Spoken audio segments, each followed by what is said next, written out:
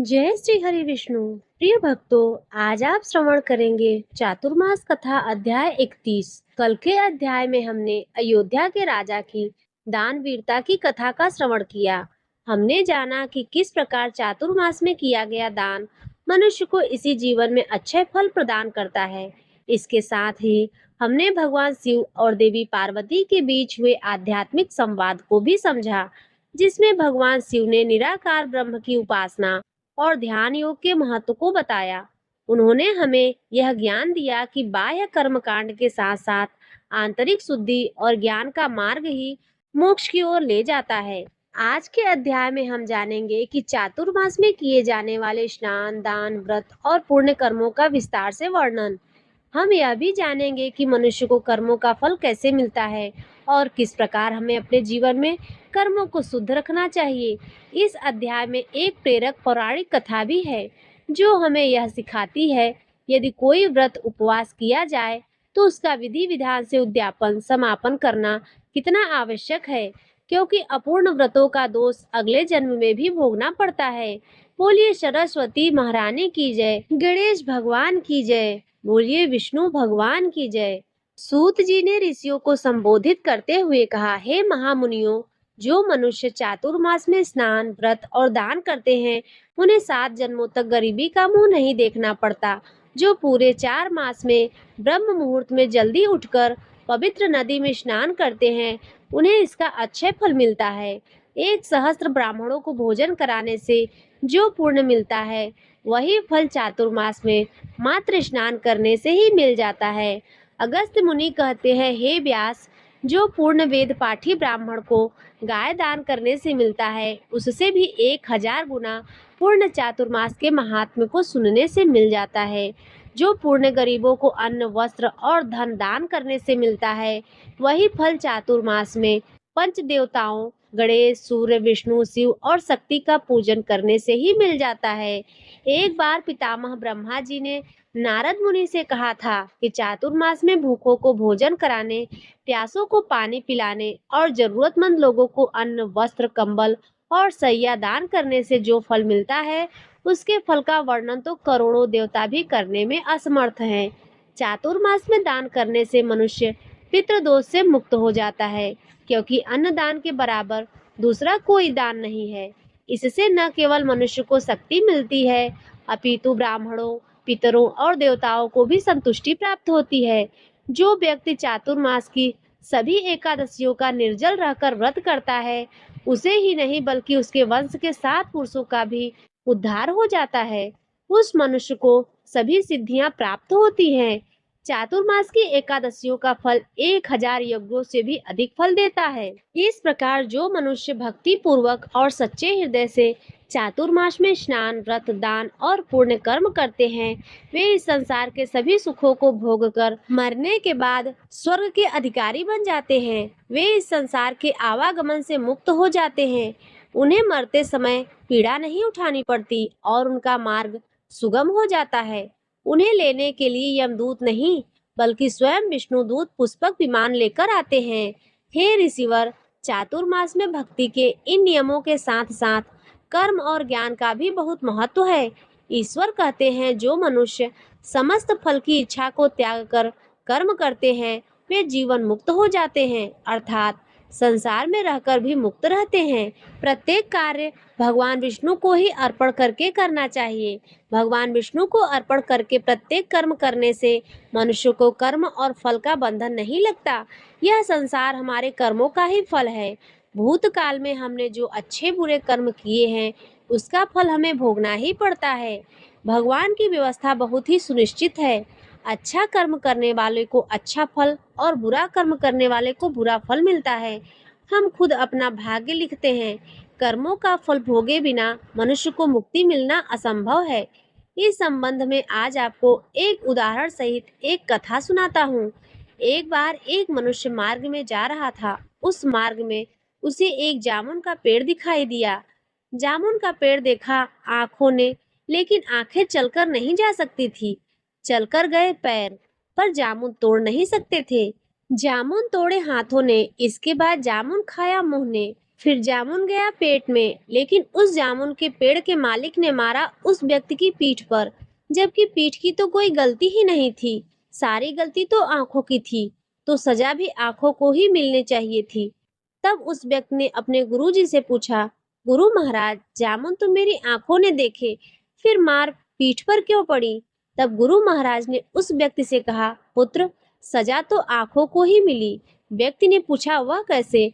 गुरु महाराज गुरु महाराज ने कहा, पुत्र, माना कि मार तो पीठ पर पड़ी, लेकिन दर्द से तो आंखें ही रोई। यह कथा हमें सिखाती है कि हमारे कर्मों का फल हमें ही मिलता है। मनसा वाचा और कर्मणा, मन वचन और कर्म से किए गए सभी कार्य हमारे भाग्य का निर्माण करते हैं। जो मनुष्य राग, द्वेष, क्रोध, लोभ आदि का त्याग करके सब जीवों पर दया करता है और अपने आचार विचार को शुद्ध रखता है, वही सच्चा योगी कहलाता है। हे ऋषिवर, अब मैं आपको एक पौराणिक कथा सुनाता हूँ, जो इस बात का उदाहरण है कि व्रत का उद्यापन करना कितना आवश्यक है। एक बार एक छोटे से गांव में वीरभद्र सिंह नाम के एक राजा थे। उन्होंने अपने पुत्र का विवाह पड़ोसी राजा की राजेश्वरी के साथ किया। राजकुमारी राजेश्वरी अत्यंत सुंदर, सुशील और गुणवती थी। विवाह के बाद वह अपने ससुराल आई। राजेश्वरी बहुत ही अजीब व्यवहार करती थी। वह अपने पति या परिवार के किसी भी सदस्य के साथ बैठकर भोजन नहीं करती थी। जब जब खाना खा लेते थे तब वह भोजन करती थी। सभी ने सोचा कि नई बहू है, शायद शर्माती होगी, इसलिए किसी ने इस बात को गंभीरता से नहीं लिया। एक दिन राजेश्वरी ने सभी के खाना खाने के बाद महल में सभी दासियों और नौकरों को रसोई से बाहर भेज दिया। वह अपने साथ दहेज में लाई हुई दासियों के साथ रसोई में गई। इतने में ही उसके सास ससुर रसोई की तरफ आए और उन्होंने देखा कि सभी नौकर चाकर बाहर खड़े हैं।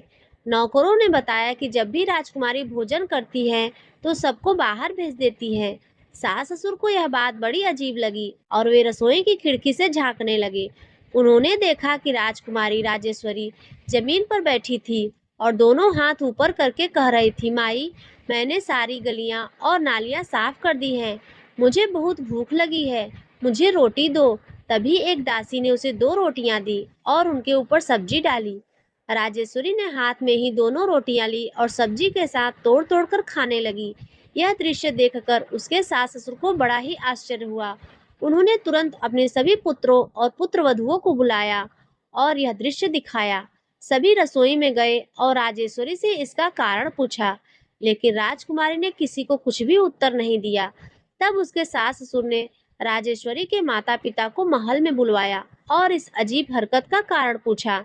माता पिता ने माफी मांगते हुए कहा, हमने अपनी बेटी की इस सच्चाई को आपसे नहीं बताया, इसके लिए आप हमें क्षमा कर दें। तब उन्होंने बताया, जब से हमारी बेटी समझदार हुई है तभी से यह इस तरह से जमीन पर बैठकर भोजन करती है और हाथ में ही खाती है। हमने कई बार उसे टेबल पर बिठाकर खाने के लिए थाली दी, लेकिन जब भी हमने ऐसा किया वह बीमार पड़ जाती है और उल्टियां करने लगती है। समस्या के समाधान के लिए राजेश्वरी के माता पिता और सास ससुर ने काशी से एक ज्ञानी महात्मा को बुलाया। महात्मा जी ने राजकुमारी के हाथ की रेखाएं देखी और पूर्व जन्म के कर्मों को बताया। उन्होंने कहा, राजकुमारी राजेश्वरी पूर्व जन्म में एक साध्वी महिला थी। वे सभी प्रकार के व्रत उपवास करती थी, जैसे एकादशी, पूर्णिमा, अमावस्या, चातुर्मास, सावन, कार्तिक आदि। लेकिन उन्होंने अपने जीवन काल में किसी भी व्रत का उद्यापन संपन्न नहीं किया, इसलिए पूर्व जन्म का यह दोष राजकुमारी के इस जन्म में भी रह गया। महात्मा जी ने इस दोष का निवारण भी बताया। उन्होंने कहा कि सभी व्रतों का विधि विधान से उद्यापन करने से यह दोष समाप्त हो जाता है। तब राजेश्वरी के माता पिता और सास ससुर ने महात्मा जी के मार्गदर्शन से सभी व्रतों का उद्यापन एक एक करके किया। 1 साल बाद राजकुमारी राजेश्वरी का वह दोष मिट गया और वह बिल्कुल सही हो गई।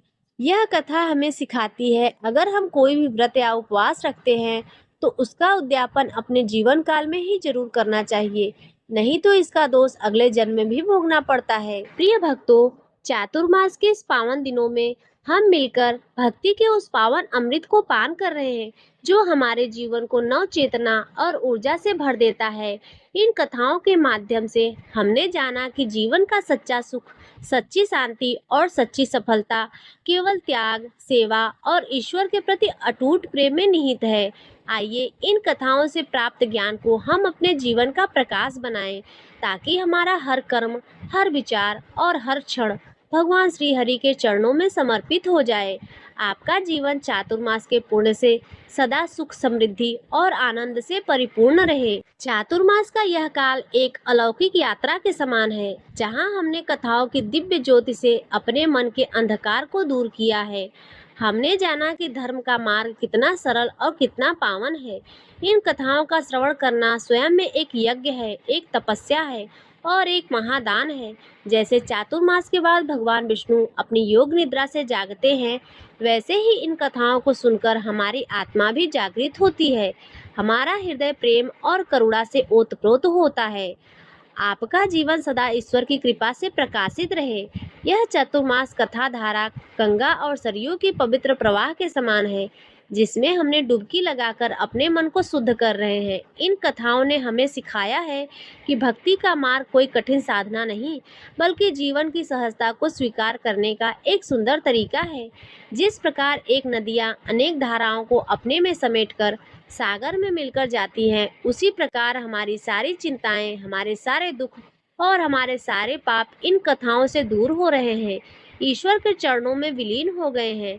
भगवान की कृपा आप पर सदैव बनी रहे। प्रिय भक्तों, यह कथाएं तब तक जारी रहेंगी जब तक भगवान विष्णु अपने योग निद्रा से नहीं जागते। तब तक आप चातुर्मास की कथा को इस प्रकार हमेशा श्रवण करते रहें।